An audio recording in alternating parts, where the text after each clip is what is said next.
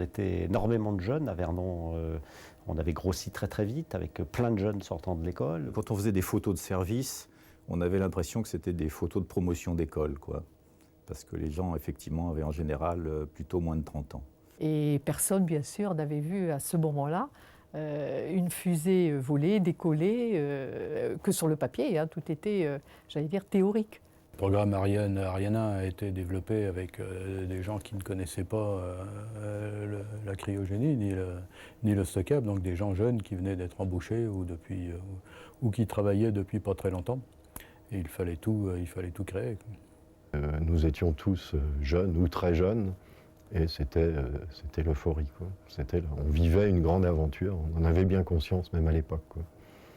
On n'avait pas encore tiré le premier vol, que déjà on se préoccupait du futur, et en particulier du futur des moteurs, puisque moi je travaillais donc sur un avant-projet qui s'appelait le HM50, qui a donné ensuite le moteur Vulcain, et le moteur Vulcain c'est le moteur d'Ariane 5, donc il y a eu beaucoup d'autres dérivés d'Ariane avant d'arriver à l'utilisation de ce moteur sur lequel je travaillais déjà à l'époque.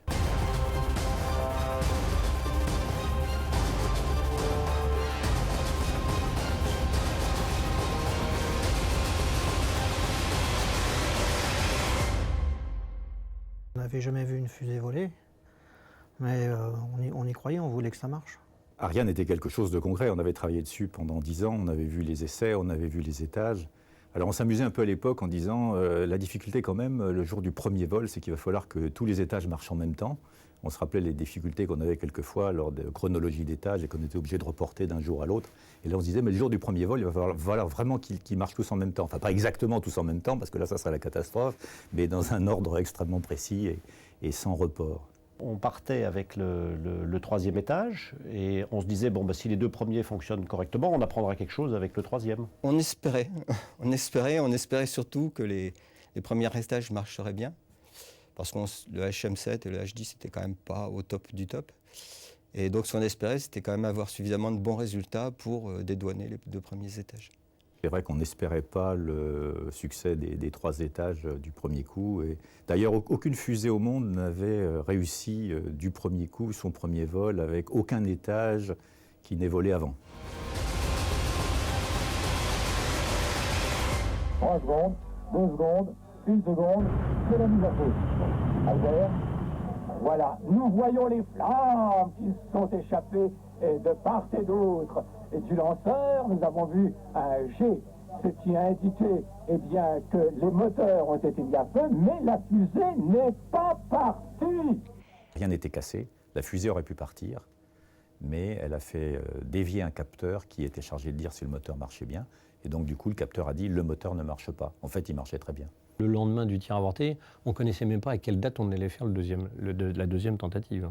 Il faut quand même se rendre compte que c'est le seul et unique tir avorté de toute l'histoire d'Ariane. C'était le premier vol, tir avorté au sens d'allumage des moteurs.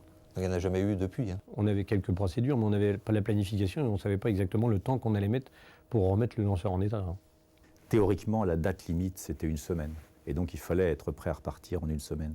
On peut dire qu'on en a bavé parce que ça a été des 3-8 permanents pendant presque plus de 10 jours. Et boulot dodo, on se croisait, on était à 3 dans un bungalow.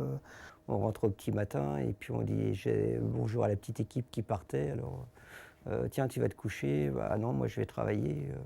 On était un peu... On a même l'histoire d'un monteur qui s'était endormi dans l'interétage 2-3 pendant les opérations. On ne peut pas dire que rien n'était préparé, mais on s'y attendait effectivement pas du tout. On n'était pas du tout prêt. Et donc il a fallu trouver beaucoup de solutions plus ou moins bricolées pour régler des problèmes, pour faire des tests d'étanchéité locaux, des choses comme ça. À la remise en état du lanceur, j'avais été chargé de mettre au point une procédure de contrôle d'un équipement pneumatique. Et donc je crois que c'est déjà écrit dans certains documents. J'ai innové puisque j'ai utilisé la capote anglaise comme outillage d'étanchéité. La presse, suite à cette première tentative, était très, très critique. Le tir avorté, les gens avaient dit, bon, voilà encore les professeurs Nabus de Vernon ou du CNES qui essayent quelque chose et puis ça ne marche pas, quoi. Alors que c'était déjà catalogué comme un échec, alors que pour nous, ce n'était pas un échec, oui. Je me rappelle en particulier au petit rapporteur, je crois, où, faisant sauter le bouchon d'une champagne, il se vantait d'avoir été plus haut qu'Ariane.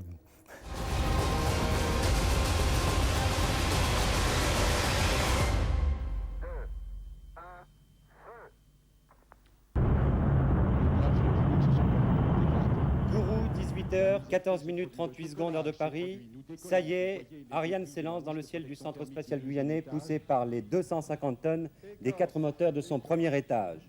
Je le répète, l'ascension que l'on peut suivre grâce à des caméras de 6 mètres de focale est tout à fait normale. Les à-coups que l'on voit sont dus à l'opérateur de la caméra et non pas à la fusée elle-même.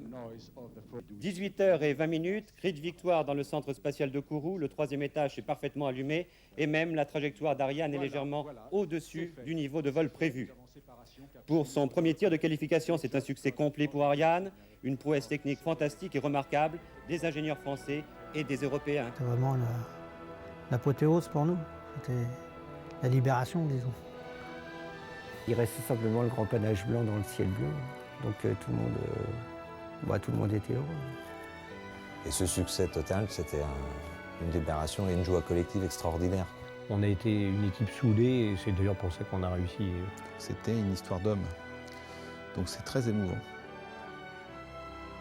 Ça a marché, c'est vrai qu'on s'est dit finalement c'était pas si difficile que ça. Nous aussi, en France ou en Europe, on peut faire des choses comme ça. Il n'y a pas que les Américains et les Russes. Et c'est vrai que là, on s'est dit, finalement, on est aussi bon que les autres, quoi. Noël, 24 décembre 1979. Noël, le jour de Noël, c'était un beau cadeau quand même. Ce premier vol, c'était le jour de mon anniversaire. Voilà. On va le redire peut-être.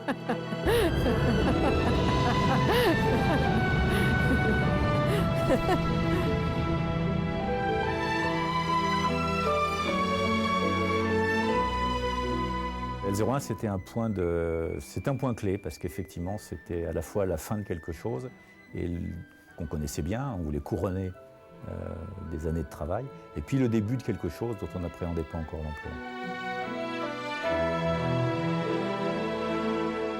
Aujourd'hui, c'est sûr qu'on joue en première division. Ariane, c'est le numéro 1 des lanceurs commerciaux.